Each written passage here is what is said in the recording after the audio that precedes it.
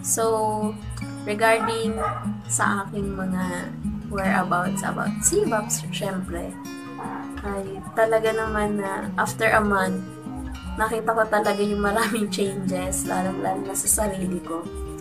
Kasi dati, nahihiya talaga ako na makipag-communicate sa tao, lalo na pag hindi ko talaga kilala. Nahihiya ako na pakita yung talent na meron ako. And I'm really an introvert person. And after ng CBAP, nandito na, nagkaroon na ng confidence sa sarili at lalo na sa talent at sa sarili kong boses.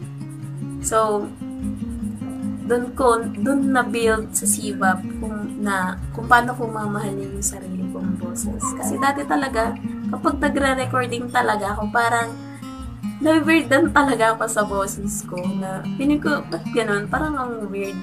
Parang ang pangit. Ganun. Ayun yung dati ko lagi sinasabi kapag naririnig ko yung boses ko sa recording. Pero dahil sa CBAP, natutunan ko na mahalin yung sarili kong boses. Ayan. And then,